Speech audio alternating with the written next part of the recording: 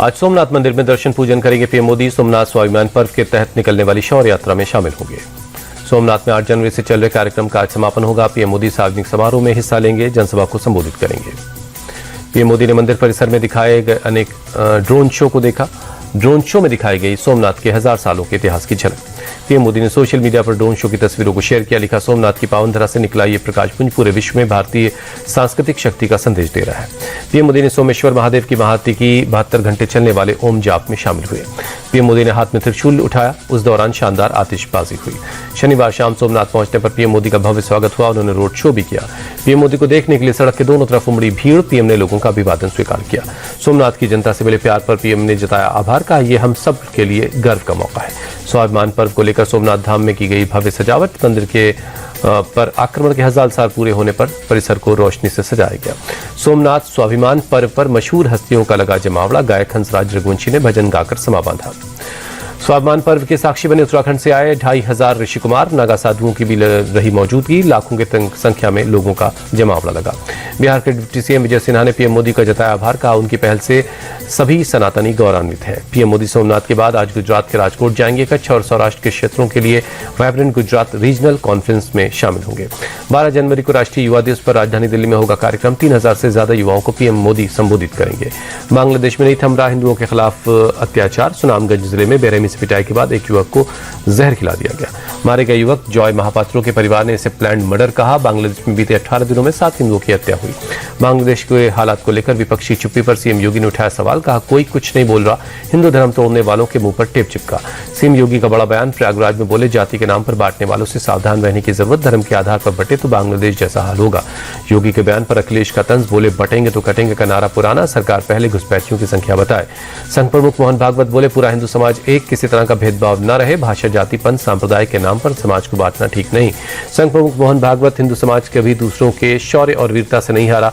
हमेशा फूट की वजह से हिंदू समाज की हार हुई। सनातन एकता से असुरी शक्तियों की हार होगी।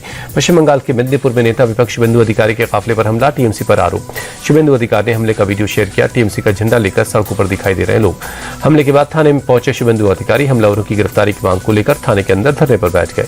शुभेंदु अधिकारी ने कहा, यह हमला टीएमसी की हताशा का नतीजा। पुलिस की मौजूदगी में हमला हुआ। महाराष्ट्र के सीएम देवेंद्र फडणवीस ने उद्धव ठाकरे को विकास के मुद्दे पर भाषण की चुनौती दी। भाषण के लिए प्राइज मनी को बढ़ाकर 5000 रुपए किया। देवेंद्र फडणवीस ने संजय राउत के इंटरव्यू लेने पर कसा तंज। कहा, अपनी स्क्रिप्ट लिखने वाले को बदले, वो पुराना हो गया है।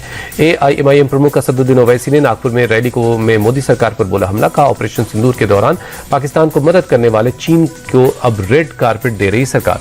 आज मुंबई के शिवाजी पार्क में ठाकरे ब्रदर्स की ज्वाइंट रैली। उद्धव गुट ने वीडियो जारी कर लोगों से जोड़ने की अपील की। जनशक्ति जनता दल प्रमुख और लालू के बेटे तेज प्रताप यादव ने लालू यादव को भारत रत्न देने की मांग की। कहा, लालू और नीतीश दोनों को मिलना चाहिए भारत रत्न। यूपी के डिप्टी सीएम केशव प्रसाद मौर्य की गाड़ी पर से टकराई गाय। पूरी तरह से सुरक्षित हैं केशव प्रसाद मौर्य। अंकिता भंडारी हत्याकांड को लेकर आज विपक्ष ने किया उत्तराखंड बंद का ऐलान। सीएम धामी ने मामले में सीबीआई जांच के आदेश दिए।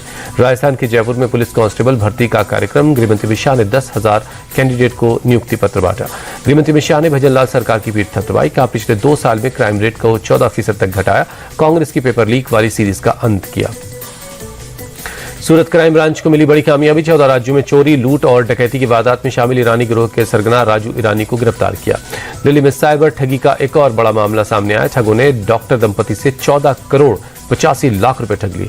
दिल्ली के शालीमार गार्डन में रचना यादव हत्याकांड में सीसीटीवी तस्वीरें आई सामने। सीसीटीवी में दिखा आरोपी। नशे के खिलाफ कानपुर पुलिस का एक्शन। 235 किलो की खेप के साथ 5 तस्करों को पकड़ा गया। यूपी के सभी जिलों में वारंटी अपराधियों को पकड़ने के अभियान। पुलिस महानिरीक्षक किरण एस के निर्देश पर कार्रवाई। कानून व्यवस्था को मजबूत करने के लिए लिया गया फैसला। आईजी के निर्देश पर कुल 373 वारंटी अपराधी गिरफ्तार। सबसे ज्यादा 109 आरोपी लखीमपुर से पकड़े गए। रायबरेली में सबसे कम 41 अपराधियों की अरेस्टिंग हुई। ग्रेटर नोएडा की एक पॉश सोसाइटी में एक बुजुर्ग महिला से चेन छीनने वाले आरोपी की पुलिस से मुठभेड़। एनकाउंटर में बदमाश के पैर में गोली लगी। लिफ्ट में घुसकर चेन छीनी थी। पटना में बख्तियारपुर मोकामा हाईवे पर घने कोहरे की वजह से बड़ा हादसा। कंटेनर से गाड़ियों के टकराने में 2 लोगों की मौके पर मौत। दिल्ली के त्रिलोकपुरी इलाके में एक घर में लगी आग। पूरे इलाके में मचा हड़कंप। पुणे में दिल दहला देने वाला हादसा। सड़क निर्माण के दौरान सुपरवाइजर की रोड रोलर के नीचे कुचले जाने से मौत हो गई। बेतिया में जमीन विवाद को लेकर 2 पक्षों के बीच हिंसक झड़प। जमकर चले लाठी डंडे। करीब 1 दर्जन लोग जख्मी हो गए। कश्मीर में लगातार गिरते पारे ने बढ़ाई मुसीबत। डल झील के अंदरूनी इलाकों में बर्फ की परत जमी। ईरान में खामनेई के खिलाफ लगातार 15वें दिन प्रोटेस्ट जारी। तेहरान में लोगों ने आग जलाकर रोड ब्लॉक की। भारत और न्यूजीलैंड के बीच वनडे सीरीज का आगाज होगा। आज वडोदरा में दोपहर 1:30 बजे शुरू होगा मैच। शुभमन गिल और श्रेयस अय्यर मैदान में करेंगे वापसी। ऋषभ पंत चोट की वजह से सीरीज से बाहर है।